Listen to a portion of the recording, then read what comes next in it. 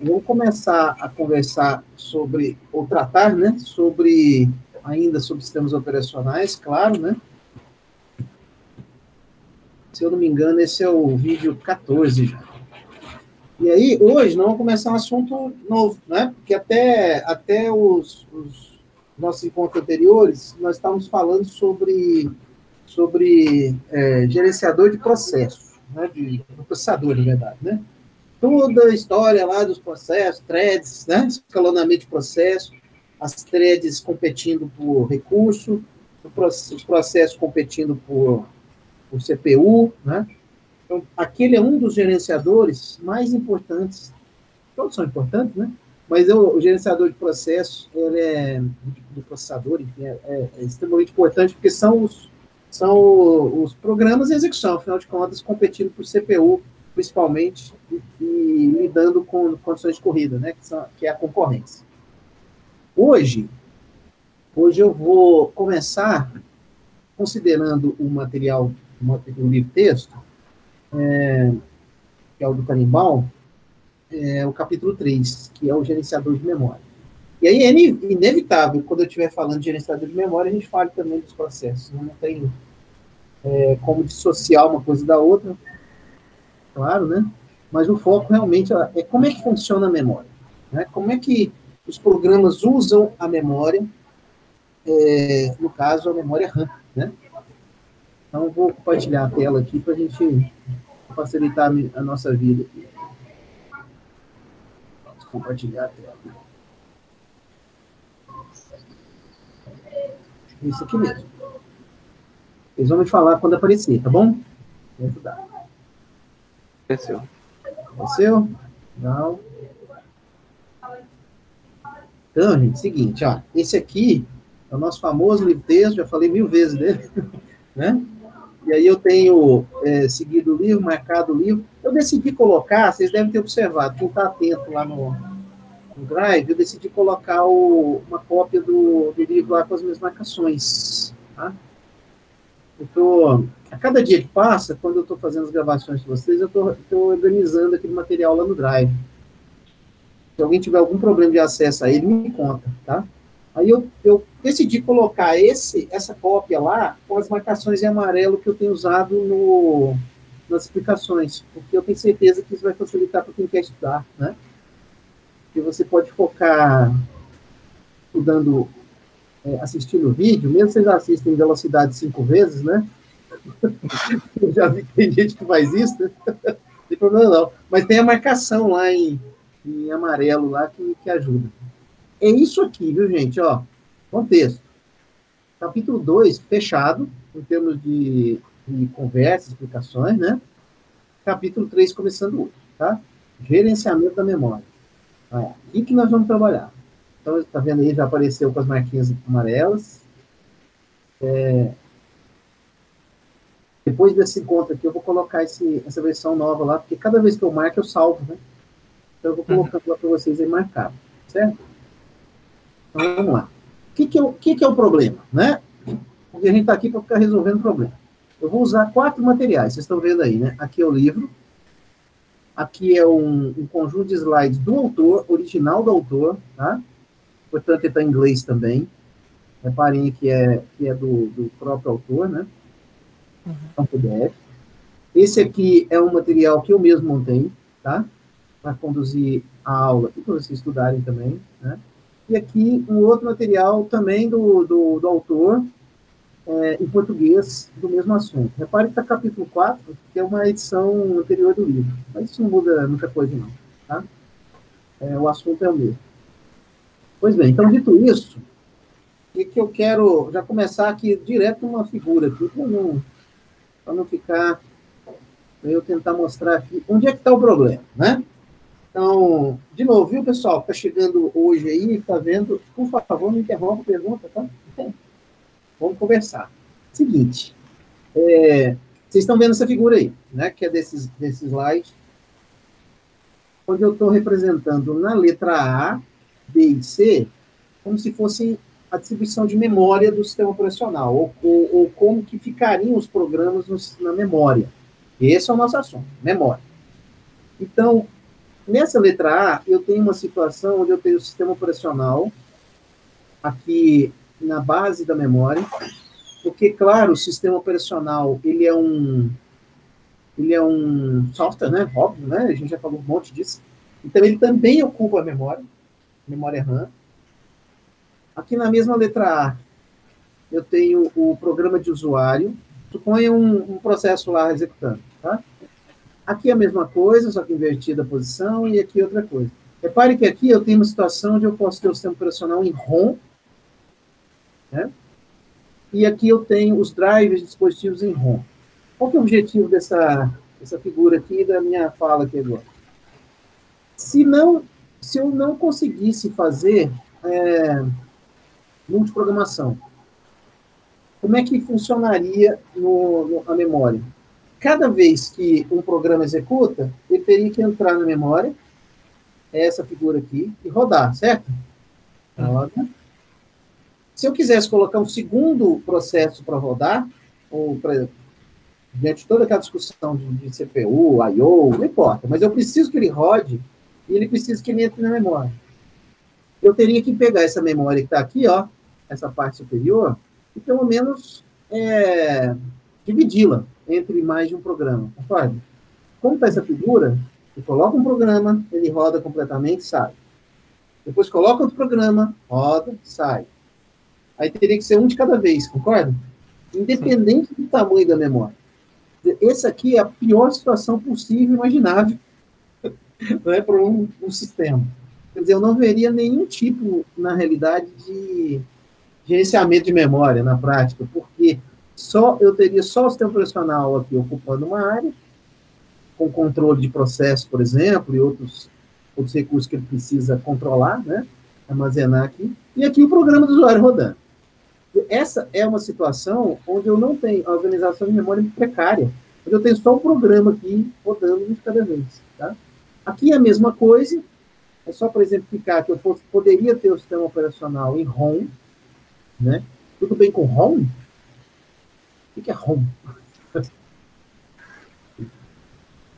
Lembra? Fala aí, gente. O que é ROM? Read Only Memory, né? Vou colocar essa tela do lado de cá que eu vou ver vocês. Memória não volátil. Muito bem. É outro jeito de pensar, né? Memória não volátil. Isso aí. E a ROM, ela pode... Agora sim, está meio organizado. Eu também posso ter o sistema operacional em ROM, principalmente em sistemas embarcados, tá? Onde eu tenho sistemas operacionais, por exemplo, de pequenos dispositivos, tá? Então eles ficariam em ROM. Mas o problema é o mesmo, eu teria um programa só rodando, tá? Então, nesse contexto, eu quero chavear aqui para o livro, para a gente ver, para eu estudar com vocês no livro, como se fosse um estudo dirigido, como eu já venho falando, né? Eu preciso, de algum modo, criar uma abstração da memória. Porque a memória, assim como o gerenciador de processo, o processo ele é uma abstração, quer dizer, eu tenho um processo rodando, eu ocupando CPU, como a gente falou. Na mesma maneira, eu quero entender memória como um processo de abstração do problema. Então, eu tenho uma área, eu quero usar essa área para vários processos executando, não para um só, uma vez, ou um processo de cada vez, né? Então, eu preciso pensar também na ideia de que a memória ela é uma hierarquia. Tá? Então, eu já vou perguntar, qual que é a memória mais cara? Dentro do que vocês sabem, assim, o que é a memória mais cara? Né, o mais caro em termos de custo mesmo. Né? Memória L1? O que, Matheus? Eu não te entendi. A memória L1 é a do processador? A do processador, são memórias dos registradores, é isso aí, né? Em termos gerais, assim, a memória primária, ela é mais cara que a memória secundária, né? Em geral, mas essa discussão aparece aqui do autor, onde ele coloca aqui, ó, memória cache volátil, né? Gigabytes, memória principal volátil, eu tenho terabytes de memória também, que são mais lentas, mais baratas. Quer dizer, a tentativa aqui é de motivar no sentido assim, As memórias, e a gente já sabe, de algum modo, eu acho que vocês sabem isso, elas têm custos variados, e, portanto, a disponibilidade dela é mais restrita que outras, né? A grande discussão aqui do gerenciador de memória, antes da gente começar a entrar nos detalhes, o sistema operacional ele tem que cuidar principalmente da memória RAM. Tá? Então, quando eu falar aqui, daqui até o final desse assunto, do capítulo 3, eu estou falando da memória RAM. Bom? E como é que eu distribuo, compartilho essa memória RAM entre diversos programas em execução no SO? Tá? A memória secundária é lá na frente. Quando a gente falar de sistema de arquivos, aí nós vamos ter que falar de memória secundária. Como é que eu faço para gravar os arquivos, apagar, deletar? Como é que ele controla os sistemas de arquivos? Né? Aí eu estou trabalhando muito mais com a memória secundária. Tá? Mas essa discussão aqui, eu marquei porque eu julgo ela importante, na leitura de vocês relembrarem esse detalhe, né? Ele chega a falar de DVD, USB, quer dizer que são memórias aqui, mas não é isso que nós vamos tratar. Nós vamos tratar aqui da memória RAM. Tá? Então, o gerenciador de memória, o que eu vou tentar com ele? O que é eficiente para mim? Tá aqui, ó. Eu vou manter, né, keep track, ou seja, eu vou rastrear, vou manter, vou controlar quais as partes de memória que estão em uso, alocar a memória para os processos, quando os processos precisarem, e desalocar quando eles terminarem a tarefa de vocês. Então, veja que são 3 coisas só, né? Eu vou keep track, ou seja, eu vou controlar, administrar, vou lidar com as partes de memória, vou observar essas partes de memória que estão em uso. Então, tem que fazer um controle, né? Eu vou alocar memória para o processo quando ele precisar, e, por fim, eu vou desalocar. Então, essas 3 coisas são tudo que nós vamos ficar discutindo aqui nessa parte de memória. Como? Como que isso vai ser feito? Se eu tiver N processos, como é que eu vou fazer esse controle? Alguém quer arriscar aí rapidamente como é que faz? Em termos rápidos, claro, assim, o que está passando na cabeça de vocês? Como é que eu vou fazer isso se a memória é uma só e eu vou ter que botar um monte de processo rodando lá dentro? Né? Rodando a CPU, claro, mas usando essa memória, todos ao mesmo tempo. Alguém arrisca? Como é que faz? Fala, Daniel. Prioridade, né, Raniele? É até mais relacionada, a Raniela colocou prioridade. De alguma maneira, sim, ela está mais relacionada com o gerenciador de processos, como a gente viu lá, né? Mas, de alguma forma, se um processo ele tem prioridade, e a gente discutiu isso anteriormente, e ele usa a CPU por ter prioridade, ele também, de alguma maneira, vai usar a memória também em relação aos outros. A questão toda bom, se ele vai usar a memória, pensa um pouquinho, né? Vamos lá. Se um processo vai usar a memória, mesmo tendo prioridade, ele precisa da memória para rodar, quando ele tentar usar a memória, se ela estiver cheia.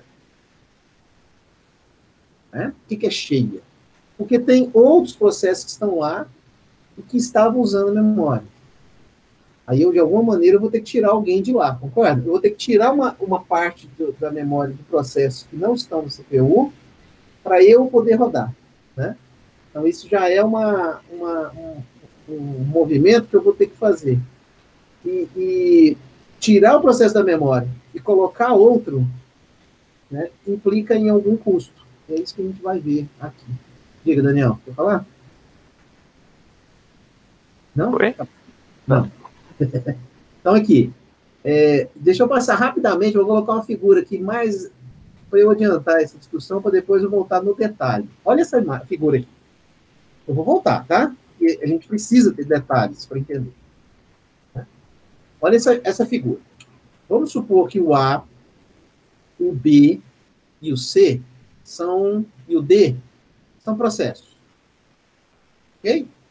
Então, o A, B, C e D são processos que, de algum modo, precisam ocupar a memória RAM. Claro. E entenda, ocupar a memória RAM, ou melhor, antes disso, todos os processos precisam da CPU, a gente já discutiu isso muito. Quando ele usa a CPU, está usando a CPU, claro que ele precisa usar memória para armazenar os dados dele. Claro, né? Então, imagine esse cenário da letra A aqui. Sistema operacional que está aqui na base, tá? Então, ele ocupa um pedaço da memória. E aí eu tenho um processo A aqui que está ocupando um pedaço da memória, tá? Espero que vocês percebam. Essa área marcada aqui, rachurada, é como se fosse uma memória livre, né? Está desocupada, memória RAM. Então, só está o A lá, beleza, então. Aí chegou o processo B para rodar. Então, vamos lá. Vamos fazer um link lá com o gerenciador de processos. O A está ocupando a CPU. Aí o processo A está lá. Aí o B, o A vai para a fila de pronto. A gente já conversou sobre isso. Ele pode ir para o estado de pronto, né? Por exemplo, por time slice, por quantum. Aí o A sai da CPU, vai para o estado de pronto. Aí entra o B. O que o B vai fazer? Ele precisa de memória para rodar na CPU, claro. Então ele entra aqui. Tá vendo que a memória diminui um pedacinho? Claro. O A não saiu por quê? Porque não precisa sair? Porque, no meu exemplo, ele está na fila de pronto. No estado de pronto. Processos no estado de pronto ocupam memória. Tá? Então, o B está lá na CPU, imagine, e ele está ocupando memória. Aí o B sai também. Para de executar na CPU e vai para o estado de pronto. Entra o C. Tá vendo que a memória está diminuindo? Claro, né? E repare que aqui é time, é o tempo, linha do tempo, né? Em um determinado momento, o processo A, ele sai da fila de pronto. Ou então ele roda e sai da fila de pronto. Ele não precisa mais de memória RAM. O que aconteceu com o espaço dele? Foi liberado. Tá bom? Esse modelo aqui, do jeito que está aqui, está bem comportado, né? Então ele liberou só um pedacinho dele. O B está lá ainda e o C está lá ainda. Eventualmente, entra um quarto processo, o D. Aí o que o D faz? Vai ocupar a memória. Aí foi lá e ocupou esse pedacinho aqui que o A deixou livre. E assim por diante. Eu acho que vocês já perceberam, já entenderam. Na letra F, no outro ciclo, o processo B terminou o que tinha que fazer, não precisa da memória RAM, saiu, né? Desocupou a memória. Aí ficou o C e o D. Aí em algum momento o A volta. Aí ele ocupa esse espaço aqui. Então, é disso, eu trouxe a figura mais para dar um contexto geral, é disso que nós estamos falando, tá? Como é que eu vou controlar esse entra e sai aí de processos na memória, né, de uso da memória. Tá joia? Certo. Então, é disso que nós estamos falando, isso é mais um genérico aí. Mas agora você sabe, né? Falar sistemas operacionais significa falar de um monte de problemas que vão ocorrer, né? De situações que vão ocorrer que eu preciso tratar.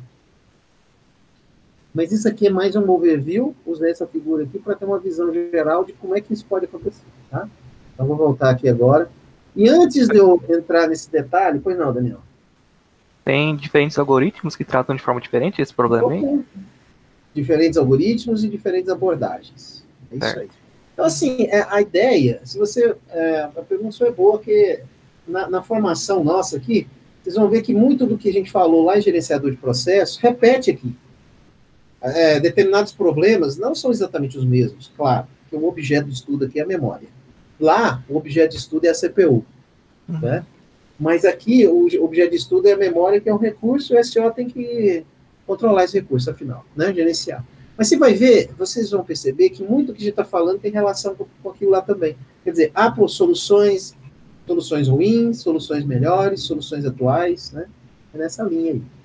Mas vamos entender um pouquinho como é que funciona a memória, né? Eu faço questão.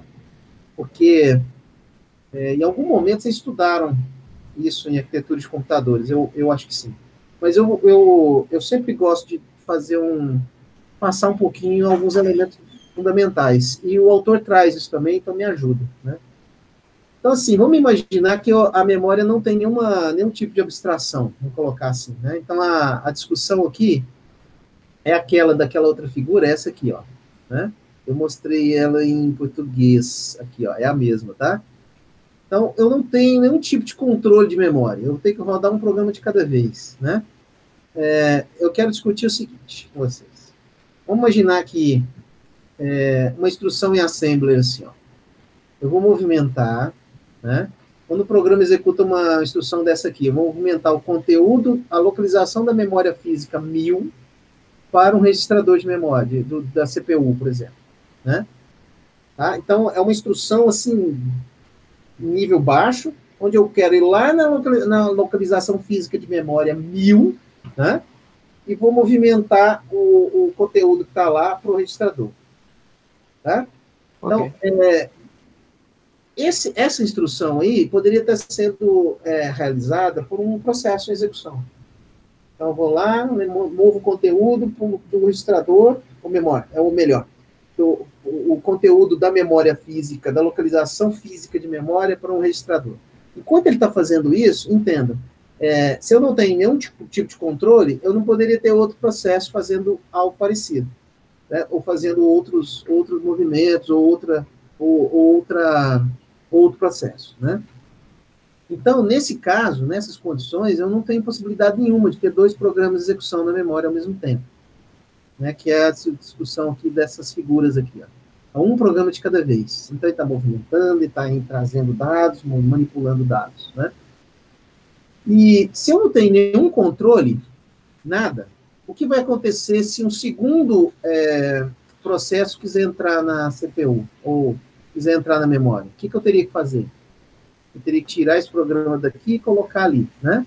Mas se eu não tiver nenhum tipo de controle, um outro programa entraria na memória e usaria os dados do primeiro programa, certo? Então, o segundo programa entraria e usaria os dados do primeiro programa, o que faria com que o sistema travasse completamente, tá? Então, esse princípio que eu estou colocando é um princípio de que eu não tenho nenhum tipo de organização de memória, né? Que o autor chama de No Memory Abstraction. É disso que nós estamos falando. Então, não tenho nenhuma forma de ter paralelismo. Daí a necessidade de a gente estudar esse gerenciador de memória, né? Agora, descendo um pouquinho em algum detalhe, né? Para a gente melhorar essa discussão. Olha essa figura, calmamente, tá? Essa figura, não, ficou muito grande, né? Não coube na tela. Essa figura aqui, calmamente essa figura. Vamos colocar aqui. Tem uma pergunta. Em termos de idade, faz tempo que o povo já chegou a usar a memória sem abstração? Faz tempo, Gabriel. Estou falando aqui, vou pedir auxílio aqui para os universitários aqui, Gabriel. Aqui, ó. Nós estamos falando de antes de 1960, né? Assim, desde o primeiro computador eletroeletrônico, né? A memória era uma só. Nenhum tipo de abstração. Você lembra vocês vão lembrar daquela figura onde tem um sujeito que está usando, lá no capítulo 1, onde o sujeito está usando o computador sozinho. Ele usa o computador, aí vai embora, sai da sala, chega outra pessoa, usa o computador, sai da sala. Então, é isso. É um de cada vez, né? É o mesmo problema lá. Nós estamos falando dos anos 1940, 50, né? 45, 1945, 50, antes de 1960. Os primeiros mini computadores, como está aqui, né? Nada, Gabriel, imagina. Né? Então, é disso que nós estamos falando, é dessa época. Agora, para a gente entender o funcionamento da memória, vamos pensar como é que múltiplos programas executariam sem essa abstração de memória. Por que eu vou falar disso? Porque vai facilitar para vocês entenderem depois os algoritmos. Tá? É com esse objetivo. O que o IBM 360 fez? Que foi uma solução, as primeiras soluções, tá? Olha, os primeiros modelos do IBM 360 resolveram um problema. Resolveram o problema da seguinte forma. Ele dividiu a memória em blocos de 2K. Tudo bem? Ok. Então, imagine se a memória RAM quebrada em bloquinhos de 2 kilobytes. Muitos bloquinhos de 2 kilobytes. Essa figura aqui, ela tenta mostrar isso, tá? Então, vamos ver se eu consigo ser didático aqui, né? Essa é a minha missão. Então, olha aqui, cada linha dessa aqui, ó, é como se tivesse 2K. Então, vamos assumir isso? Então, 2K, 2K, 2K. Reparem, 0, 4, 8, 12, 16, 20, 24, 28, tá? Até 16.380. Ok. Então, a letra A representa um programa de 16 kilobytes rodando, ou melhor, usando a memória RAM. Fechou? Essa é a letra A aqui. A letra B representa um outro programa, também que ocupa 16 kilobytes de memória, ocupando, portanto, aqui, ó, de 0, 4, 8, 12, 16, 20, tal, tal. Certo? Então, ambos os programas ocupariam ou ocupam 16K. Então, essa aqui é uma representação em separado. Beleza? Quando os programas rodarem juntos na mesma memória RAM, que esse é o nosso problema aqui, né? Então, eu terei um programa, o primeiro programa rodando aqui, nessa área cinza, é o primeiro programa. O segundo programa está rodando também aqui, ó, desse endereço de memória de 16.384 até 32.764. Perceberam que o primeiro programa está rodando do endereço, rodando, eu tenho que tomar cuidado com esse termo, que é rodando na CPU, né? Mas entenda, ocupando a memória, né? Então, o primeiro programa, o cinza, ele está ocupando a memória do endereço 0 até o endereço 16.380. O segundo programa está ocupando a memória do endereço 16.384 até o endereço 32.764. Em blocos de 2K. Essa foi uma saída criada pela arquitetura da IBM 360. Tá? Estou falando lá dos idos, né? Então, a primeira possibilidade, vamos quebrar em pedacinhos e vamos ver o que acontece. Então, vamos discutir essa solução. Quero saber se quem está na sala entendeu o cenário, tá? O cenário. Tem dois programas aqui, ó, rodando, um em cima do outro, assim, na memória. O 0 a 16.380 e o outro 16.384 até 32.764. Tá? Pegaram a ideia? Espero que sim. Né? Tranquilo. Então, senão eu falo de novo, viu, gente? Meu privilégio aqui é para vocês da sala. Eu estou gravando, vou divulgar isso depois, mas vocês é que são meu centro, tá? Eu estou preocupado com vocês aqui. Então, vamos lá. Eu vou continuar usando o livro, que vocês vão estudar no livro depois. Espero que sim. Então, aqui, a memória foi dividida em blocos 2K, como eu havia dito, e cada um foi atribuído um bit de proteção de 4 bits. Held in Special Registers inside the CPU. Então, repare o seguinte, foi atribuído uma chave de proteção de 4 bits. Para que essa chave de proteção? É para delimitar os 2K. Certo? Então, para cada bloquinho desse, a cada bloco foi atribuído uma chavinha de 2 bits. De 4 bits. Tá, beleza. Então, uma máquina com a memória de 1 mega é um exercício agora, tá? Então, imagine uma máquina com a memória de 1 megabyte. Ele precisa, então, de 512 desses registradores de 4 bits para um total de 256 bytes de armazenamento da chave. Então, o que eu quero que vocês entendam? Tem a memória. Para eu quebrar ela em pedacinhos de 2K, vários pedacinhos de 2K, não tem milagre. Eu preciso que lá na CPU tenha um registrador que é como se fossem ponteiros para cada bloquinho desse 2K. Para delimitar os pedacinhos, as faixas. Tá? E aí o autor diz, para entender, um exemplo, uma memória de 1 mega precisa de quantos desses registradores de 4 bits? 512. Aí quanto que eu vou gastar com esses registradores de memória? 256 bytes. tá? Quem não estiver pegando, faz a continha depois. Tá? Então, é 256 bytes aqui, é o espaço que eu vou gastar de memória para eu quebrar a memória RAM em blocos de 2K cada um. E eu já vou adiantar para vocês, os algoritmos, eles partem da ideia de que o interessante é você pegar a memória RAM e realmente particionar em pedaços, chamados páginas. Mas isso é lá na frente, tá? Até agora eu estou dividindo em 2K. Reparem que a memória, ela está dividida por um bit de proteção já no registrador de CPU. Não tem como alterar isso. Então, a solução do IBM 360 é uma máquina que já vem assim, com a memória toda quebrada em blocos de 2K. Não tem como eu mudar o tamanho desses blocos, ou mesmo usar mais blocos, blocos maiores e tal. Não tem como. Fechou? Ele vem Então, quebrado por hardware, esses blocos? Exatamente. Pronto. Então, você usou a palavrinha que eu não quis usar, mas você usou. É por hardware. Então, a CPU já tem registradores que já identificam os endereços de início e fim de cada bloco, que é chamado de registradores aqui de 4 bits. Né? Eu não vou estender aqui, não, porque eu poderia ficar aqui um tempão falando por que é 4 bits, mas eu acho que não convém. Tá? No caso aqui é 4 bits e tal, então aí vai dar por isso que dá 512, né?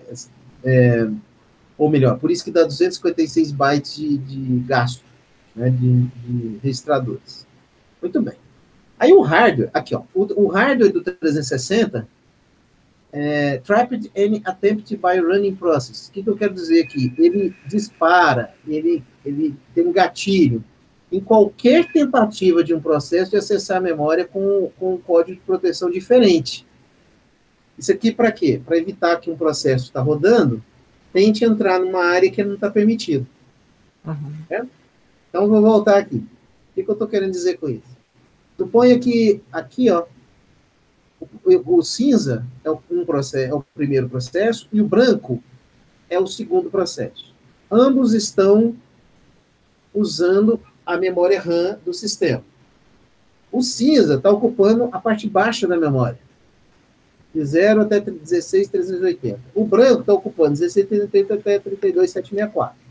O que está escrito lá é o seguinte: o registrador da CPU, o hardware, não vai deixar, ou não deixaria, né, o processo branco fazer um jump, ou fazer um movimento, ou querer usar a memória do processo cinza.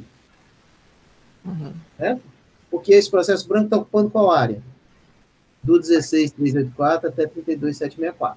Então, qualquer tentativa dele ia ser barrada por hardware. É isso. Então, vou voltar aqui para a gente concluir esse passo.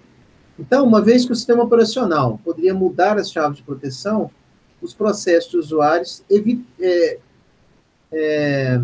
não dá para traduzir literalmente aqui, mas eles seriam evitados, né, no sentido assim, eles seriam impedidos de interferir um com o outro ou com o próprio sistema operacional. Sem esquecer, né, gente, o sistema operacional não está nessa figura, mas o sistema operacional também está aí na memória. Você não pode deixar um programa de usuário entrar na área do sistema operacional. Então, beleza. Mas mesmo assim, tem uma situação aqui que poderia dar um problema aqui, né?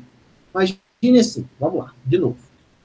A gente avançar, para vocês entenderem como é que funciona essa blocagem de 2K, vai ser útil depois lá na frente. Olha aqui. Imagine o processo cinza, ele tem um comando chamado jump. Jump é como se fosse um salto, um go-to.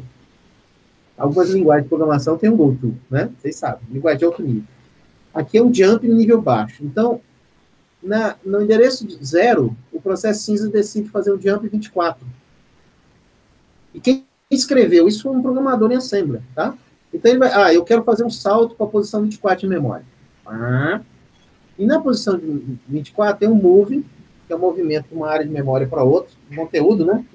Conteúdo de uma memória para outra. E tem um add. Isso aqui não importa muito, é só para ilustrar. E tem um add que é para somar. Tá bom. O processo branco, na programação dele, outro programador fez outro programa e é o processo branco. Tem um jump 28. 0 a 28. Pô, 0,28 não. Na posição 0 tem um jump 28. E aqui tem um outro comando assembly, é o CMP, que é para comparar conteúdos de memória. Certo?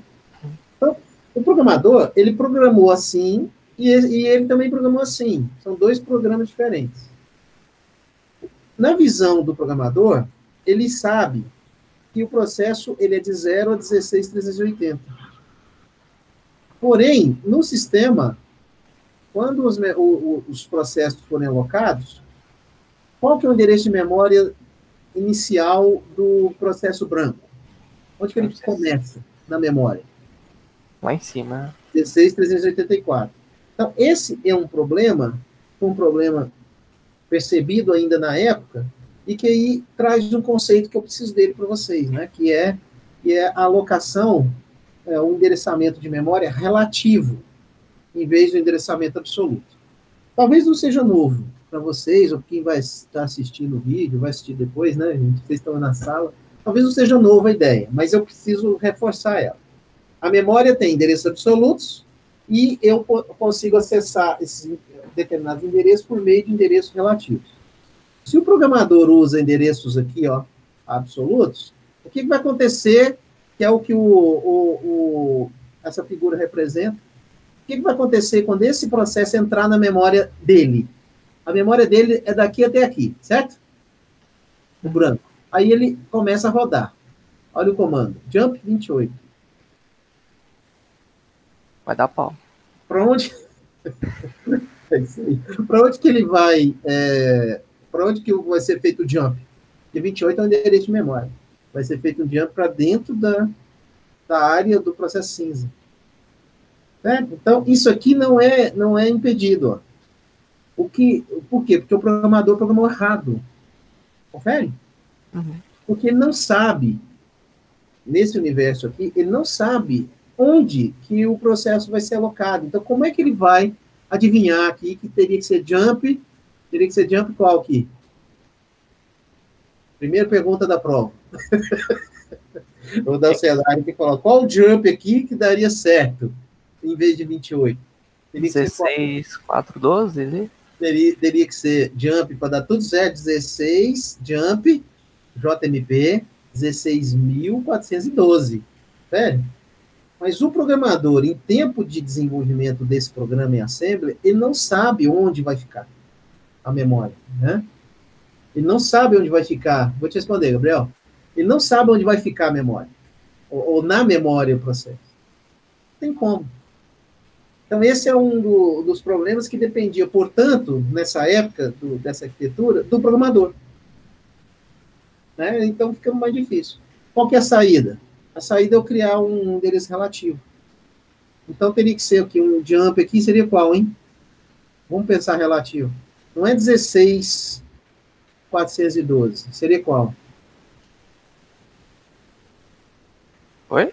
Dá uma pensada. Olha, qual que seria o endereço aqui relativo para eu alcançar 16.412? Eu não quero escrever 16.412 porque ele é absoluto. Qual seria o endereço relativo? Somar, né? Teria que ser uma soma. Ele não quer ir para o 28? É o 28, não é? É. Então, ele tem que fazer um jump do endereço de partida, onde está alocado o processo, mais 28. É assim que o programador deveria programar. E esse endereço aqui de partida, quem tem controle sobre é o sistema operacional. Porque, aliás, sistema operacional, sim, de alguma forma sim. Mas é um endereço fixo lá de hardware. Então, eu teria aqui uma variável, um registrador específico aqui, onde vai determinar onde ele vai começar, né? Mais 28, né? Então, acho que eu te respondi de alguma maneira, né, Gabriel? É isso aí, ele está se perguntando. Isso mesmo, ele colocou no chat aí. Então, a preocupação tem que ser assim, pô, eu tenho que pensar em endereço relativo. Então, guarda esse conceito, porque nós vamos precisar dele lá na frente, quando eu falar das páginas.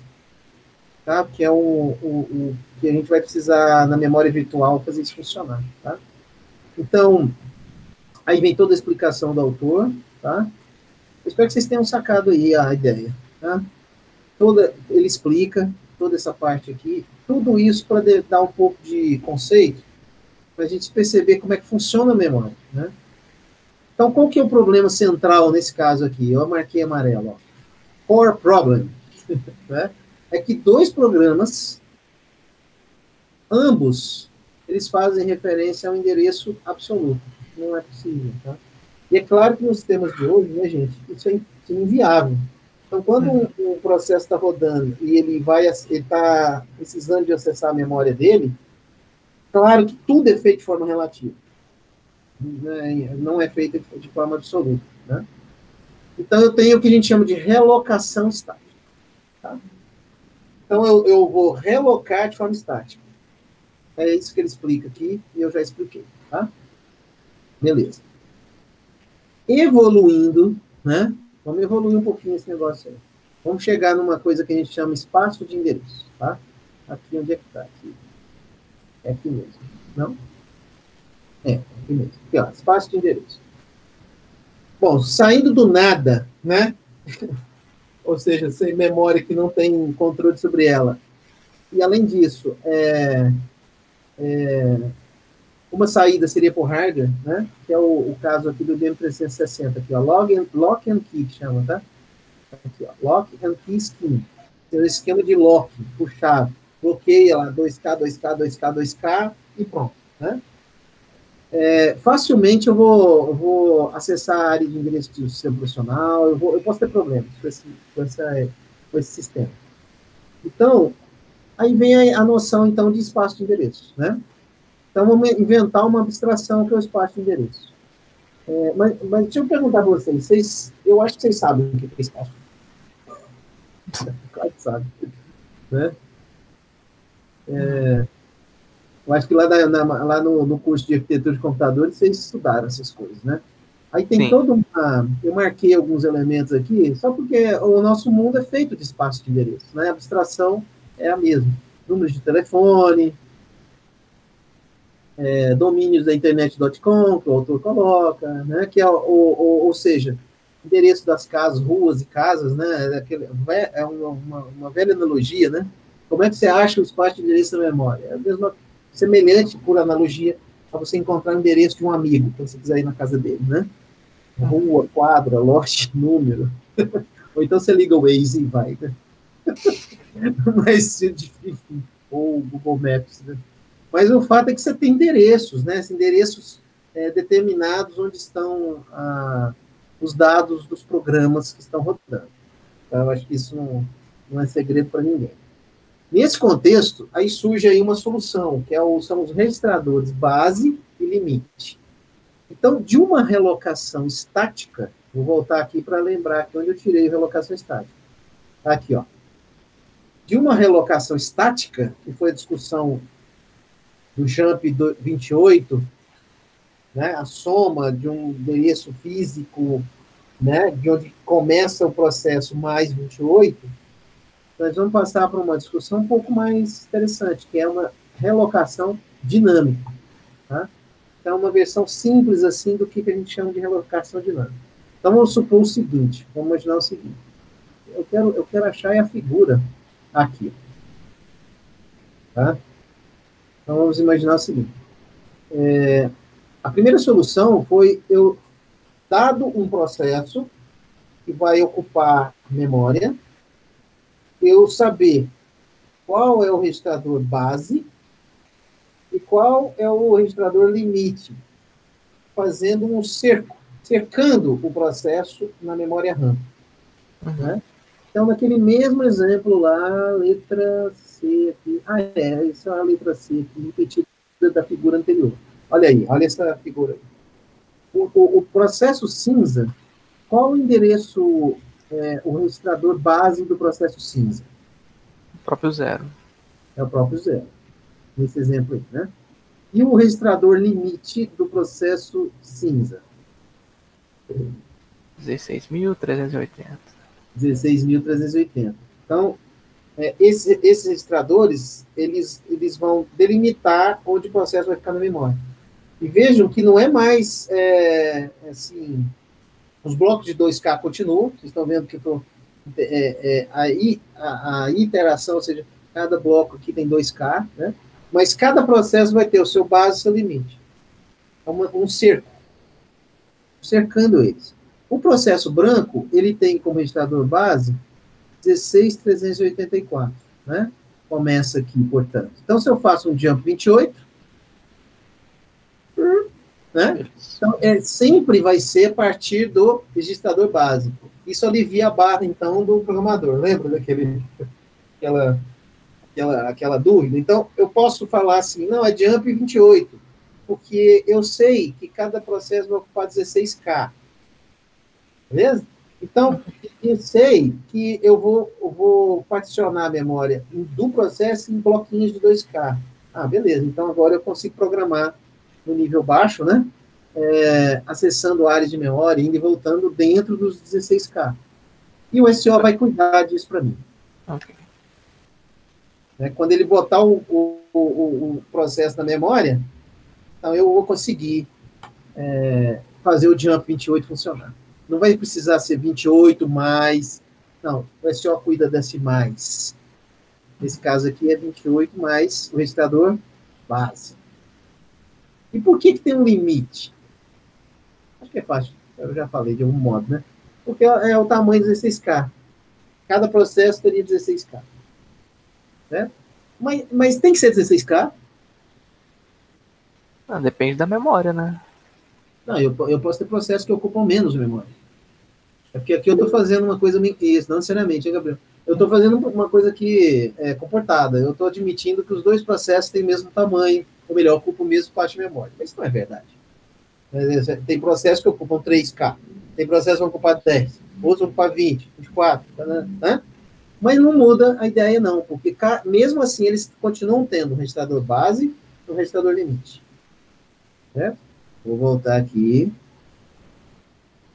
IPv4, não é nada disso. Então, é isso que o autor explica, tá? Toda vez que um processo faz referência à memória, aqui, ó, toda vez que um processo faz uma referência à memória, ou chama uma instrução, ou lê ou grava uma palavra de dados, né? A CPU, o hardware da CPU, automaticamente adiciona o valor base ao endereço gerado pelo processo, antes de enviar o endereço para o barramento de memória. Certo? Então pois não, pode falar. Não, então o SO ele já identifica logo de cara, então, né? Já cerca o programa que você coloca lá na memória. Daniel, você sabe que nem o SO nessa época, tá? Não? Porque, claro, tem um sistema operacional aí, mas ele é muito simples. Ele faz muito pouco. Porque, como eu tenho esses registradores dividindo em blocos de 2K, né? O que o SO faz é botar o bicho lá. Que bicho? O processo. Coloco o processo lá, né? E aí eu vou, por hardware, eu consigo encontrar o endereço base e o endereço limite. Quem determina esse endereço base e limite, aí, ok, é o SO. Né? Então, o processo entrou, aí eu tenho base e tenho um limite. E aí o hardware da CPU faz o resto.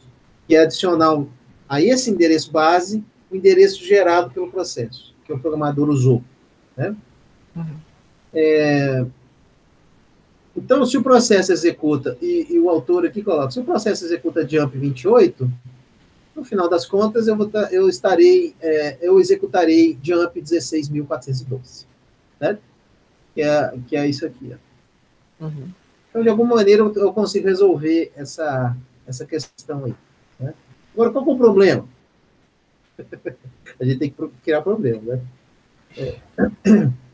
Qual que é o problema? Desvantagem da relocação nesses moldes. Usando registradores base e limite aqui, eu preciso realizar uma adição e uma comparação toda vez. Então, aí eu tenho um problema clássico de sistemas de computação chamado o quê? Essas coisas têm que ser rápidas. Então, se toda vez eu tiver que fazer a cada instrução, é um jump, é uma comparação, é uma movimentação de memória, cada instrução que envolva memória, eu vou ter que fazer todo esse processo aí. Aí, o que acontece com com desempenho. Fica bem lento. Fica crítico. Então, de novo, eu tenho aquela história, né, gente, do trade-off, né, dos dilemas da computação, né? Mas tem um outro problema que não está escrito aí, nessa fase aí, e que chega com outro conceito que é o swap. Acontece que os processos, eles não cabem na memória, né? O que acontece?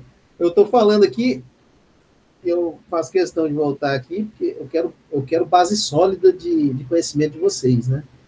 Por isso que eu posso ficar insistindo no livro e tal. Olha só, eu estou assumindo aqui uma coisa que na realidade, dei uma enganada, que é o seguinte: o processo tem 16K, ele inteiro coube na memória, né? Aí o outro processo também ocupa 16K e ele inteiro coube na memória. Mas não é assim que funciona na prática, né? Nesses anos, os processos realmente eram menores, né? Mas a memória também era menor. Hoje você tem processos que ocupam grande espaço de memória, né? Então, você tem um computador aí de 8 gigabytes e ele não dá para rodar determinados processos. Pode ser que eu tenha processo que ocupa mais do que 8 gigabytes de memória na sua execução. Concorda? Uhum. A gente concorda. É por isso, né, que essa solução ela é muito modesta aí, ela trata de uma questão, mas aí abandona outra, né? E aí a gente tem que se preocupar com coisas como o swap, e tem que se preocupar, que é isso aqui, ó, né? Esse 3.22 aqui, e que também não resolve completamente, e tem que se preocupar, já passando aí um pouquinho, ó, com uma coisa chamada memória virtual. Né? Aqui, ó, memória virtual. Então, eu não quero pular assim, não, porque a gente tem que saber os detalhes em computação, esse assunto, mas, olha, memória virtual é tentativa de resolver isso que eu acabei de falar. Você tem um processo que se eu colocar o processo inteiro na memória, ele vai ocupar 2 GB de memória, suponho. Tá? E o seu computador tem 1 GB de memória. Aí você senta e chora. Não, você ele vai ter que rodar, apesar dele precisar de 2 GB de memória RAM, ele vai rodar num computador de 1 GB de memória RAM. E a saída para isso é esse nome aí, memória virtual. Só que para eu chegar lá, para a gente entender direitinho como funciona, a gente precisa ter essa base interior aqui, ó, tá? Então, vamos voltar aqui. Swap, eu acho que a gente já falou aqui, né? Acho que até o Gabriel uma vez lembrou disso também. Você inclusive configura o tamanho do swap, que é uma área de troca de memória, que vai para o disco e volta, né? Então, e volta para a memória. Na prática, essa discussão aqui, ó, que eu acabei de provocar. Na prática, o total de memória RAM necessária para todos os processos é sempre muito maior do que cabe na memória. Certo? Então, esse é um problema que os sistemas operacionais têm que lidar com ele. Tá? E é isso que causa perda de desempenho nos nossos sistemas. Né? Muitas vezes, né? Eu tenho certeza que o computador de vocês aí deve estar aberto aí, com um monte de coisas abertas aí. E está tudo por memória. Então, quanto mais tarefas você abre, quanto mais processos você abre, mais memória você gasta e mais lento esse sistema seu vai ficar. Esse é típico. Pois bem. Então, quando eu falar de swapping, de que eu estou falando? Eu estou falando que se um processo pode facilmente ocupar de 5 a 10 MB de memória, suponho. Tá? Por quê?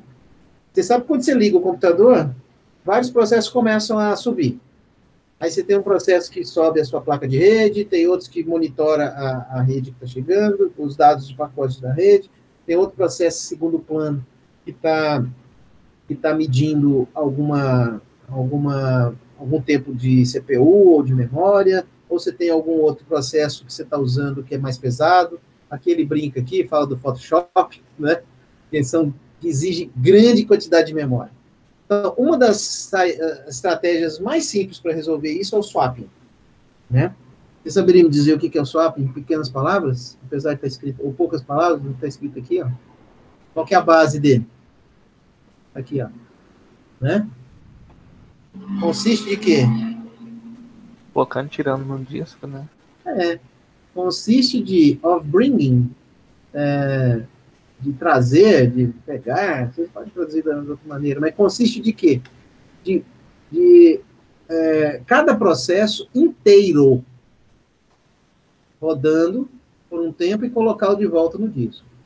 Então, essa palavra inteira, entirety, aqui, nesse sentido aqui, é que é uma dos problemas do swap clássico, né? Porque a troca é o quê? Se o processo está lá e ele tem que sair, ele precisa sair da memória, ele sai inteiro, depois volta inteiro, depois sai inteiro, né? E essa estratégia funciona? Funciona. Só que vocês entenderam a dificuldade? Porque se um processo ocupa 500 mega e eu tenho no computador 2 GB, cabe 500 mega? Cabe. Né? Então, vamos... Eu não tenho uma figura para isso, mas vocês vão entender, com certeza. Você tem uma memória RAM de 2 GB. Tenho um processo de 500 megabytes. Cabe? Pum. Okay. Vamos considerar o SO, né? Só a parte de usuário. Cabe. Quanto de memória me resta? 1,5 GB. 3 quartos. Né? É isso aí. Então, eu estou com 1,1 GB de memória livre, 500 MB ocupado. Aí chega outro processo de 1 GB. Ele precisa de 1 GB. Quanto que sobra? 500. Só tem mais 500 MB. Aí chega um processo agora novo de 500 MB. Ok. Cabe ainda? Cabe. Tá tudo cheinho agora, né? Eu tenho 2 processos, cada um com 500 GB e um processo de 1 GB. 500 MB. Cada 2 processos de 500 MB e um de 1 GB, ocupando no total 2 GB. Tudo cheio. Chega um processo novo de 500 megabytes. O que o processo de swap faz? Da forma mais simples, estratégia simples. Ele vai tirar um de 500 mega, né? Vai escolher alguém, vai tirar, vai guardar lá no disco e vai colocar este 500 mega no lugar. Beleza? Então, quando eu falo swap, pura e simplesmente, como técnica de gerenciamento de memória, eu estou falando que a unidade de troca é o processo. Tá? Então, eu tenho que tirar o processo inteiro, colocar o outro. Processo inteiro, colocar o outro. Tá? Então, tenham isso em mente. Swap por si só, sozinho, assim, é o fato de eu fazer trocas. Só que eu posso fazer swap usando a estratégia de memória virtual, que é outro assunto. Eu ainda vou chegar lá, né? Tá certo? Então, está esclarecida o que é o swap, porque o swap tem confusão. Então, quando fala como estratégia de gerenciamento de memória, o swapping, assim, ó, ele consiste de colocar e tirar o processo inteiro. Tá? E aí fica claro, fica óbvio, né? Se eu tiver uma memória de 2 GB e receber o processo de 4 GB, que ele precisa de 4 GB, a técnica do swapping simples funciona? Não. Claro que não, né? Olha, eu tenho 2 disponíveis, chega um cara de 4. Não tem jeito. Tá? Então, isso é só para provocar um pouquinho, para entender com clareza conceitos. Professor. A memória virtual usa a técnica de swap. Mas swap não é memória virtual. Tá? Isso é para ficar claro. Não é. As duas coisas são distintas, mas, obviamente, memória virtual usa, entre outras técnicas, o swap. Tá? Professor. Oi, Daniel. A escolha que o swap faz na hora de tirar um programa da memória, como é que ela é feita? Cada swap tem um diferente? Como é que é? Aí nós vamos chegar lá. Okay. Mas, assim, no geral, no geral, eu vou... Aliás, tem a ver com o próximo assunto, tá? Tem a ver aqui, ó, que é essa parte aqui do gerenciamento da memória livre. Mas eu adianto agora, você perguntou. Bom, se eu falar só de swap puro e simples, como é que eu decido qual vai sair e qual vai ficar, né? A decisão, ela não é como aquelas decisões lá do gerenciador de processos, né? Onde o processo sai da CPU porque tem que fazer I/O, né? Ou porque travou lá na região crítica, né? Aqui, a decisão ela é muito mais pelo uso da própria memória. Já para te adiantar. Então, se o processo ele está lá, ele está ocupando 500 megabytes, vamos falar ainda desses casos do swap, né? Ele está lá 500 megabytes. Ele precisa 500 megabytes para fazer todo o trabalho dele e está lá ocupando 500. Beleza. Aí chega, e está tudo cheio, lotado. Aí chega um novo de 500. Em geral, o que o sistema vai fazer? Ele vai observar qual processo que não está usando a memória. Ou está usando menos, ou usando mais. Então, tem processos que estão ali, ele está ocupando a memória, mas ele não está gastando, ele não está fazendo tantos movimentos, tanto uso de dados, ou trocando dados, enfim, internamente.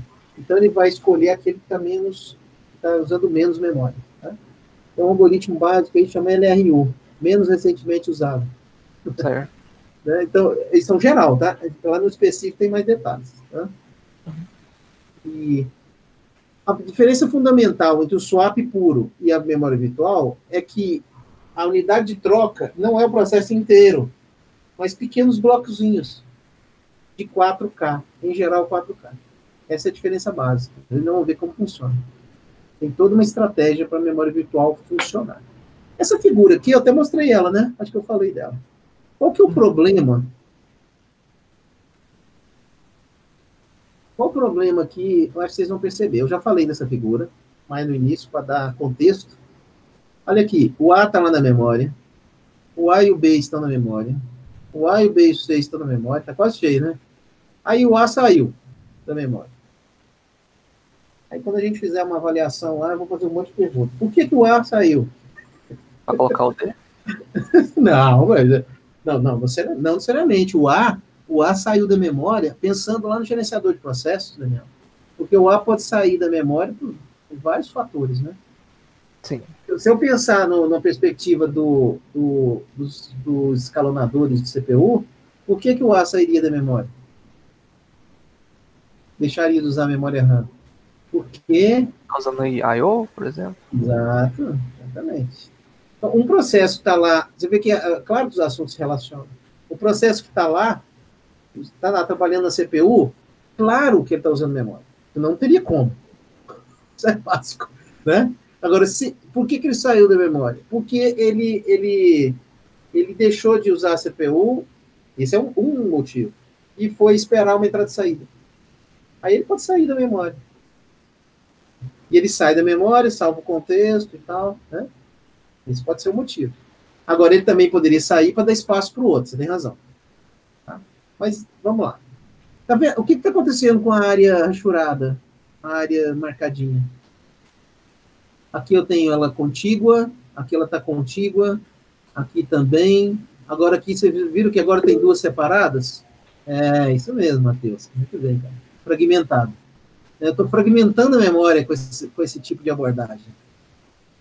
Então, eu tenho 2 pedaços de memória livres aqui, soltos. Agora aqui eu tenho 2, sendo que esse diminuiu. Né? Aqui eu tenho 2. Enfim, eu estou fragmentando a memória RAM. E o que acontece também com os sistemas de arquivos, né? Sistemas de arquivos também é muito comum a fragmentação do espaço do disco. Blocos de disco fragmentados. Né?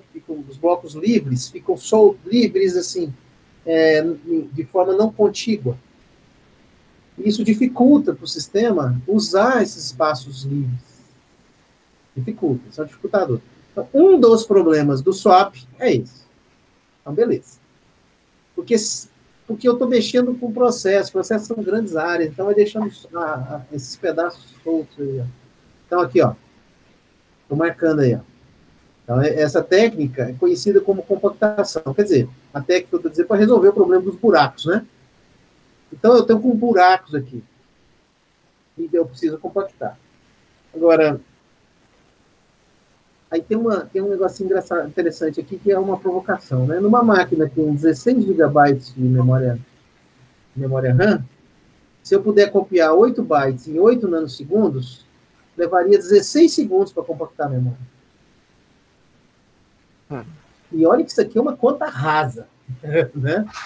Eu estou falando assim, então isso é um belo problema.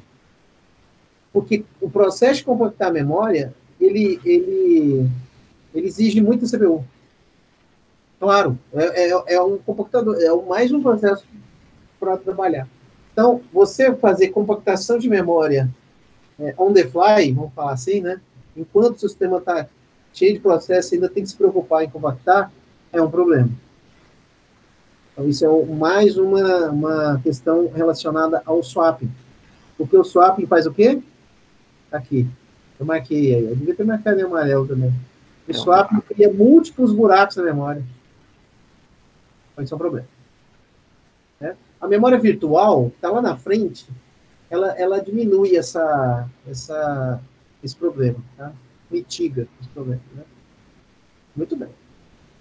E aí tem uma discussão aqui que eu acho que não vale a pena, mas está marcada aí, que tem assim, se o buraco estiver adjacente ao processo, por exemplo, aqui, ó. Aqui fica, então, se isso aqui está junto do B, o B pode aumentar aqui. Tá vendo aqui que ele pode ocupar? Né? O C também pode ocupar aqui. Né? Ou então receber outro processo. Tá? Vamos em frente. Olha essa figura. Tá? Então, essa figura... eu poderia estar usando os slides, viu, pessoal? Porque tem uns slides aqui, ó. Mas agora eu estou no ritmo do livro aqui, não faz nenhuma diferença, na verdade. Não faz diferença alguma. Olha aqui. Vamos falar de computação, né? É o que nós estamos fazendo. Vocês sabem, claro que vocês sabem, que um processo rodando, ele tem... ele pode crescer. Então, já para provocar outro avanço aqui nesse assunto. Então, o processo A está aqui e o processo B está aqui. Tranquilo. Então, eles estão aqui na memória porque eles estão usando CPU, estão trabalhando. Né? Todo processo é um programa de execução. Claro, né? E aqui, a área de memória, agora um pouquinho mais detalhada, ela usa. Qual que eu estou gastando o que aqui? O programa em si. Então, o programa em si tem que ficar na memória RAM. Claro. As instruções, né? O que a gente chama de programa armazenado. Isso é graças ao nossos cientistas lá, John von Neumann, né, que trouxe a ideia de programa armazenado, o próprio Alan Turing, né? Então, você tem o programa, ele está armazenado na própria memória.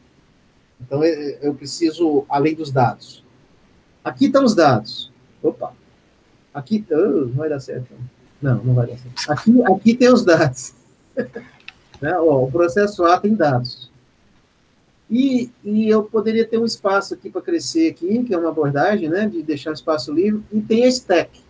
A stack é a área de memória de um programa onde eu armazeno informações que são dinâmicas, dados que são dinâmicas. Por exemplo, se você programar com ponteiros, né? Tá? Tenho certeza que vocês sabem do que eu estou falando. Uhum. Eu tenho certeza. Não tire a minha certeza. Então, eu estou falando aqui, a stack é a área onde tem os ponteiros, principalmente a área mais dinâmica, né? Então, deixa eu usar o texto aqui que vocês vão estudar no livro. Mesmo em português lá, o livro de vocês. Então, uma abordagem para diminuir aquele problema da fragmentação, tá? Então, quero diminuir um pouco esse problema aqui, ó. Essa fragmentação, que eu já expliquei, né? O próprio Matheus falou, está fragmentando a memória, né? Então, para diminuir um pouco, eu posso fazer o seguinte. Um programa A, ele entra na memória, quando ele entrar, eu vou deixar um espaçozinho aqui, ó. Room for growth. Growth, quer dizer, um espaço para crescer, tá? Para diminuir esse problema da compactação quando um programa usar dados dinâmicos. Porque um processo não usa o mesmo espaço o tempo todo. Ele pode diminuir, pode aumentar, diminuir, aumentar, né? Certo? Então, aqui. Então, vamos lá. Por exemplo, o segmento de dados é usado para RIP. São as dinamicamente alocadas e liberadas na pilha. E a pilha, assim, sim, e a pilha é usada para variáveis locais normais e retorno de endereço. Então, eu não quero dar uma aula aqui de linguagem de programação, de dados. Mas vamos lembrar um negocinho aqui. Quando eu falo RIP, é a área de memória onde ficam os dados alocados dinamicamente. Ponteiros, tá? Para ser direto ao ponto, ponteiros. Em termos de programação. Vocês sabem que eu posso montar uma lista encadeada, com ponteiros e tal, e aquilo eu fico indo e voltando, né? Eu posso gastar memória ou não. Eu chamo isso da RIP. A stack é onde eu guardo as variáveis locais, que são estáticas, em termos de consumo de memória. Tá? E os endereços de retorno. Se eu tiver algum endereço de retorno das variáveis. Então, vou voltar para cá. Então, bora. Aqui, ó. A área de dados poderia crescer e a stack também poderia crescer. Certo? Aqui no sentido, assim, de crescer. Então, essa área aqui, ó, ela está dinâmica. Na verdade, quem vai crescer não é a stack, vamos combinar. É a área de dados, né?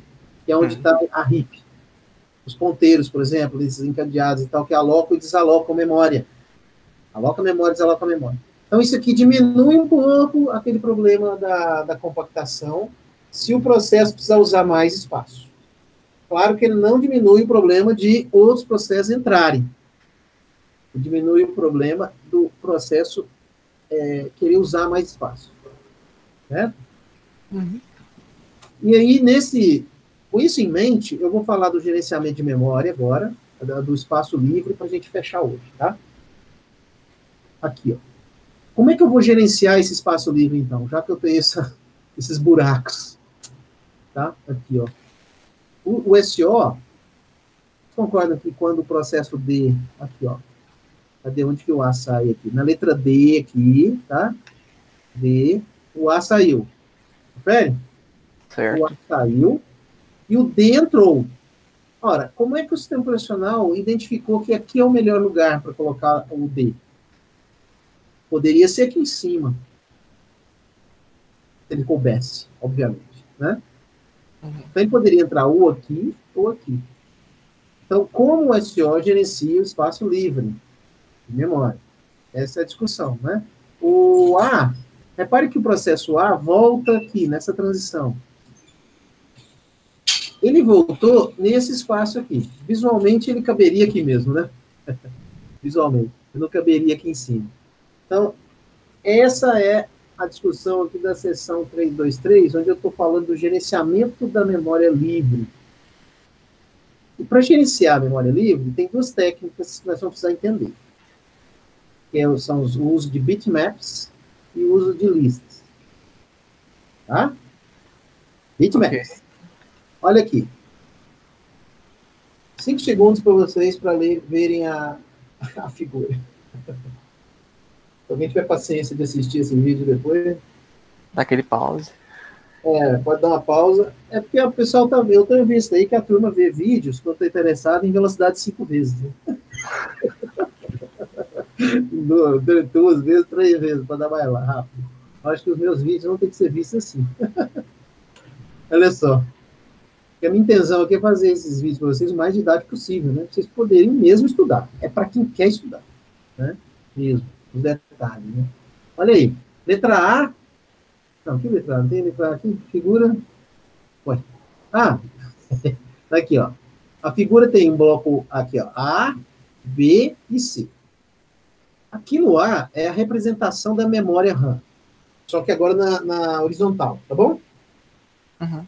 Então tem o processo A, tá lá na memória, tem um buraco, um espaço livre, tem o processo B, na memória também, ocupando memória, o processo C, outro buraco, processo D, processo E.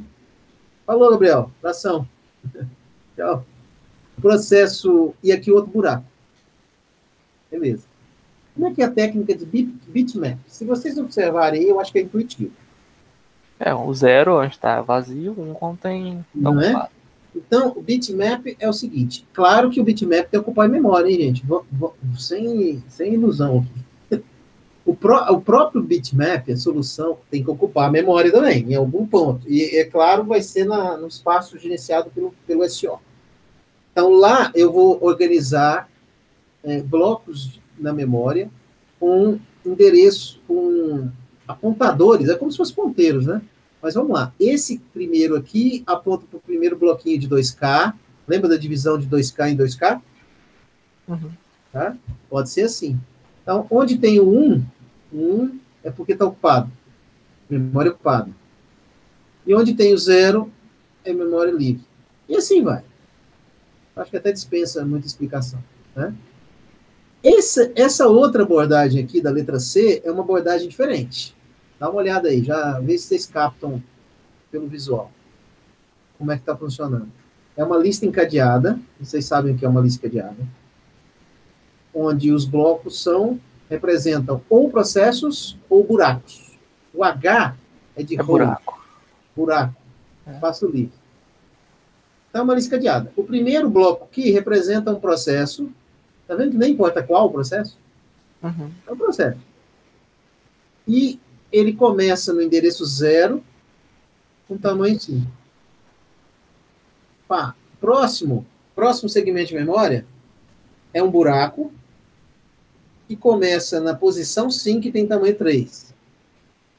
Se você for observando aqui na figura A, vocês vão ver que está batendo, né? Aí o próximo é o processo P, que no caso é o B, né? Processo P não, desculpe. O P representa um processo, neste caso, o processo B, de bola. Aí ele começa no endereço 8, com tamanho 6. E assim por diante. Essa é a lista encadeada. Né? Então, eu tenho uma representação, se é processo ou buraco, onde inicia e o tamanho. Então, essas são as duas abordagens para eu gerenciar o espaço livre, em termos de arquitetura. Né? Tá aí. Agora, eu preciso de uns algoritmos aí nessa paradinha para usar a memória livre mais adequada para um processo que está chegando. Né? Mas eu acredito que essa arquitetura aí está bem clara. Né? Ou eu uso abordagem de bitmap, ou uso abordagem de processo. A abordagem de bitmap... Pois não, Daniel. Qual que ocupa menos espaço dessas duas aí? Ou isso não é relevante? Não, é relevante sim. Tanto que eu ia justamente começar a falar do espaço. Você vê? Aqui, ó. Aqui o espaço, aqui, ó. O menor unidade de alocação... Aí tem uma discussão que é sempre a discussão que a gente faz em sistemas, né? Computação. O que acontece se eu tiver... Falando de espaço, né, Daniel? O que acontece se eu tiver uma unidade de alocação maior ou menor? Né? Então, o que é unidade de alocação? Esse cara aqui, ó. Então, o 1 representa que espaço? 2K lá, né? Entendeu? Então, esse 1 ligado aqui, ele representa o quê? 1K, 2K, 3K, 4K, 1 mega, 1 giga, o quê? Qual que é o tamanho desse pedacinho que esse 1 representa? Tá? Então, quanto menor esse espaço blocado aqui na memória, vocês entendem quando eu falo blocado, né? Porque eu estou blocando a memória em pedacinhos, né? Então, esse pedacinho aqui, quanto menor ele for, o que vai acontecer com o meu bitmap? Maior vai ficar. Maior ele será. Pausa para o entendimento. Entendeu, gente? Então, quanto menor esse pedacinho. Essa é a discussão que o autor traz aí, né? Para você entender. Quanto maior, então, esse bloquinho, se ele for maior, quanto maior esse bloco que a memória foi quebrada, né? Quanto maior esse bloco, menor o espaço ocupado pelo bitmap. Acho que é intuitivo, né? Uhum. Então, aí tem uma discussão, ele traz aqui uma continha, ele fala, ó, até mesmo com uma unidade de alocação tão pequena como 4 bytes, imagina a memória RAM quebrada em N pedaços de 4 bytes. Pequenininho, né? Muito pequeno, 4 bytes. Aí ele diz aqui que 32 bits, portanto, né? 32 bits corresponde a 4 bytes. 32 bits de memória exigiriam, ou exigirão, somente 1 bit do mapa. Pegou, né? Então, a cada 4 bytes da unidade de alocação, eu vou gastar 1 bit do mapa. Então, se eu tiver uma memória de 32 vezes n bits, eu vou usar n bits do mapa. Então, o bit vai levar mais ou menos 1 sobre 32 de memória. 1/32 avos da memória. Então, se você fizer uma conta aí, uma memória de 16 kilobytes, se eu quebrá-la em pedacinhos de 4 bytes, eu vou usar 1/32 avos dessa memória para gastar o mapa. Certo? Uhum. Se a unidade de alocação ela é maior, chosen large, quer dizer, isso é grande, né? De algum modo é maior, o bitmap será menor. Mas o que vai acontecer? Qual que é o problema disso? Porque a solução podia ser essa. Não, é o seguinte, você faz os blocos de memória um pouco maiores, porque assim você vai gastar menos espaço com o bitmap. Mas qual que é a consequência disso? Dispersar a memória? Exatamente. Então, é aqui, é o que está escrito aqui, né? Olha a palavrinha-chave aqui em inglês aqui. Be wasted. Desperdício. Né? Então, você vai mais memória apreciável, aqui, colocou apreciável, né? Pode ser gasto, desperdiçado, né, in the last units of the process size not exact multiple. Então, se o tamanho do processo não for múltiplo da unidade de alocação. Trocando em miúdos. Quanto maior o bloco da memória RAM, que eu estou blocando a memória RAM em blocos, quanto maior esse bloco, eu tenho mais chance de desperdiçar a memória. Uhum. Né? Então, é uma tendência, inclusive, do sistema de computação, você bloquear, tem que tentar buscar um equilíbrio entre esse tamanho desse bloco aí. E as páginas, que lá da memória virtual, buscam esse equilíbrio. Tá? As páginas são pedaços que vão entrar e sair por swap.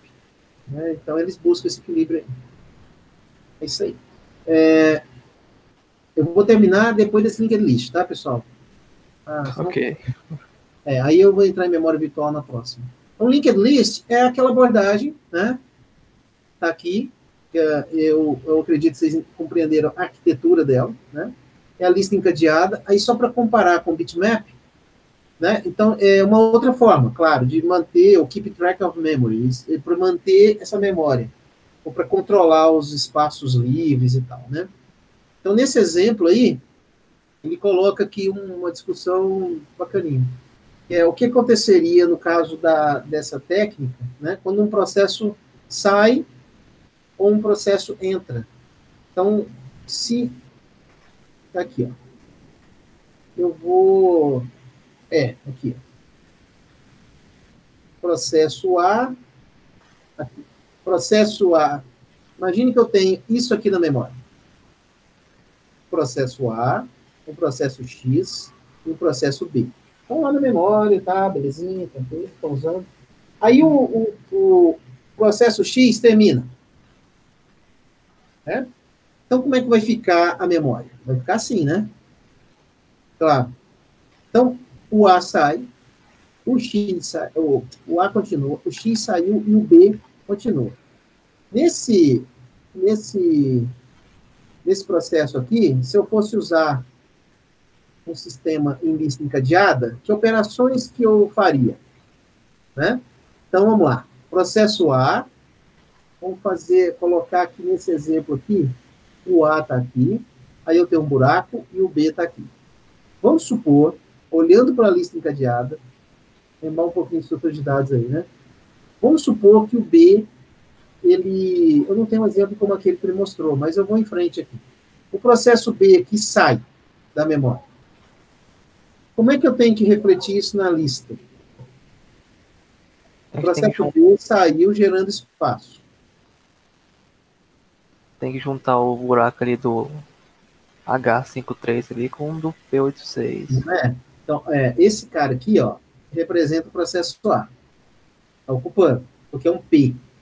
Aqui representa aquele buraquinho lá. Beleza. Aqui representa o B. Suponha que o B saia da memória. Se ele sai, o que o SO vai fazer? Isso é bem simples, hein? Nem precisa manipular ponteiros aqui. Olha só como é rápido. Em vez de P, o que eu coloco no lugar do P? H. H. Certo? Só isso, cara.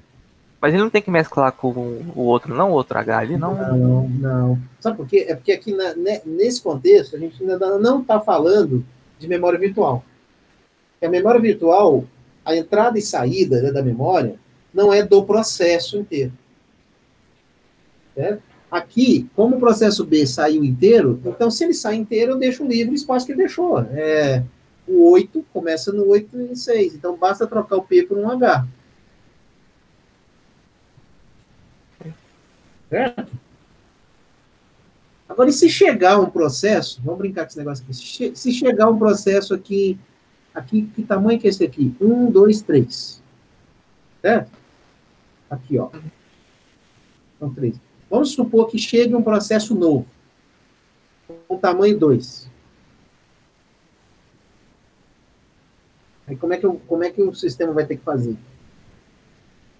Ele vai ter que procurar aqui o espaço. Achou o espaço aqui, não achou? 2. O 2 cabe aqui? Cabe. Certo? O que vai ter que fazer? Trocar isso aqui por P. Não é isso? Uhum. Criar um nó novo. Vai ter que criar um nó novo. Trocar isso aqui por P e colocar 5 de tamanho 2. E ligar esse nó novo.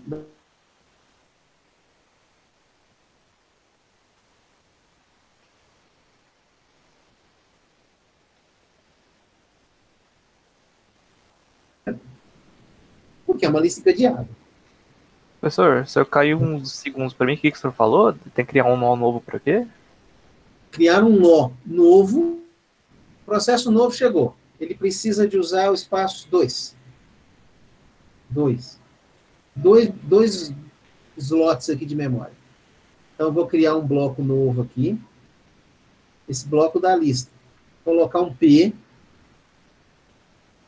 Uhum. E começa no 5. Que começa no 5 com tamanho 2.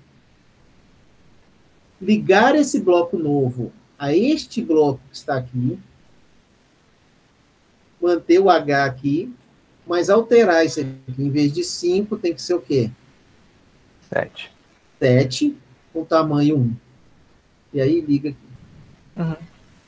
Isso faz lembrar Enfim, mas é claro que vai lembrar, eu estou falando de listas, né? Isso faz lembrar quando você programa com ponteiros, lista cadeada, o SO faz esse tipo de esforço aqui, tá? Então, essa discussão, a lista, ela é bem mais rápida em termos de processamento do que o bitmap, aqui, ó, tá? E eu consigo ter mais precisão na alocação dos espaços, tá? Por que consigo mais precisão? Porque existem algoritmos, que não vai dar tempo de eu falar agora, tá?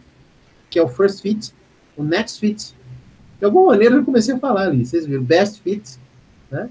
E o worst fit. Eu quero falar sobre eles porque são formas de eu, por meio de uma lista encadeada, de espaços livres de memória, usar ao máximo de eficiência os espaços. Tá bem? O bitmap não me dá esse potencial aí de eficiência, né, de uso da memória. Porque eu só ligo e desligo, ligo e desligo. Eu não tenho muito como cuidar desses tamanhos aqui, tá? Apesar de que eu poderia tentar com os zeros aqui, ó, né? Chegou alguém com espaço que cabe 2, eu poderia ligar aqui e colocar o processo lá, né? mas a lista é mais efetiva para lidar com essa situação, tá? Então, falando de lista, para a gente ir embora mesmo, né? Essa parte aqui, ó, eu falei, né? Eu acabei falando agora sobre as situações que eu tenho. Então, nesse caso aqui, se o X terminar, é claro que eu vou ter memória assim, né? Contígua. Se o X terminar aqui, na letra C, eu vou ter a memória dessa forma. Se o X terminar aqui, eu vou ter a memória dessa forma, né? E aí, dentro dessa figura aqui, eu vou explicar na sequência, na próxima, como é que funcionam esses algoritmos aqui. O first fit, o next fit, best fit e o worst fit. São simples de entender, não são longos, não. E aí, gente, vamos entrar no gerenciamento de memória, que é eu vou dizer assim, é o para valer e como os sistemas operacionais fazem hoje, né? Como eles lidam com a memória e trabalhando com... Eu quero só uma figura para a gente fechar. Isso aqui, ó. Com o que a gente chama de página virtual e endereço físico. Eu tenho quebras e eu vou mapeando, fazendo swap entre pequenos pedaços de 4 kilobytes. Em geral, é 4 kilobytes que eu chamo de página virtual. Tá bom? Isso aqui a gente fala na próxima. Tá? É isso, okay, gente. Acho que tá bom por hoje. Pois não, Daniel? Ah, não. É isso? Matheus e Aniele, tudo certo? Eu vou... Tá. Vocês têm alguma consideração, só para o finalzinho, para a gente encerrar, né? E não, né? Ah, professor. Sim, Daniel, pode falar. A parte da lista lá que a gente acabou de falar. Sim. Quando à medida que a gente vai dividindo ela, que nem aquele exemplo que o senhor deu, vai ficando cada vez maior a lista, né? Ah, claro. Aí claro. Isso vai ser um problema depois, imagina. Claro, a questão da ocupação de espaço, eu vou ter blocos, né, encadeados e tal, e essa ocupação ela é inevitável. Isso não tem como eu diminuir isso. Claro que tem pesquisa e isso continua, isso não para, viu, Daniel? Esse tipo de coisa ainda permanece, né? Como é que eu minimizo o que eu posso, né, de espaço ocupado, de memória pelo próprio sistema operacional, né? É claro, cada bloquinho desse está ocupando espaço, né? Cada vez que eu crio um processo, eu tenho um espaço para gastar, para representar esse processo na memória. Isso não tem como ser diferente, não. Porque o mapa ali do lado ali não tem esse problema, né? Não, o mapa ocupa menos espaço, né? Ah, entendi, sim. Até porque ele é muito mais simples, né? Então. Mas assim, é intuitivo entender que ele me dá menos poder de manipulação sobre o espaço de memória. Sim. Né? Eu simplesmente digo ligado ou desligado para cada bloco. Aqui eu tenho um pouquinho mais um pouco mais maleável esses ponteiros aqui, né?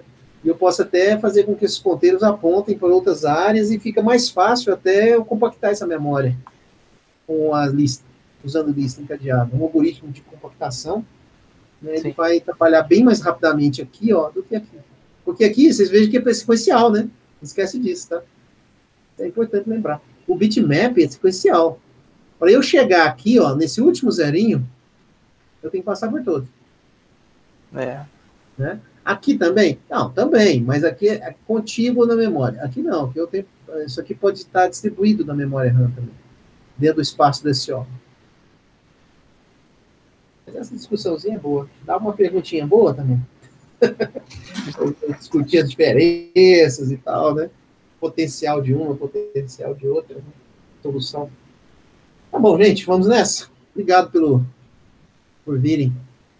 Como eu falo sempre, estou repetitivo mesmo. Vocês me ajudam pra caramba, tá? Obrigado a você, Raniele. Legal ter você aí, tá? A Raniele, se eu não me engano, é estudante de outra universidade, né, Raniele? Não é nem aqui da UFG, não. Não é? É isso. Raniele, de onde você... Qual que é a sua universidade? Instituto Federal... O que é o R? Rural? Roraima. O primeiro é... Ah, sim, claro. Desculpe. É porque tem uma Federal Rural do país, que é a Federal Rural do Rio de Janeiro. Me fez lembrar ela. Aí, que bacana. Legal, tá? Em breve eu vou postar esses vídeos no YouTube, vocês compartilhem à vontade, tá, gente? Essa é a ideia. Então, isso não é para segurar para nós, não. Ao contrário, né? Tá bom? Tchau, gente. Se não tem considerações a mais, vamos nos despedir, então. Na próxima a gente se encontra, tá? Na quinta às 10, tá? Abraço, gente. Obrigado pelo tempo aí, tá? Tchau. Valeu. Tchau.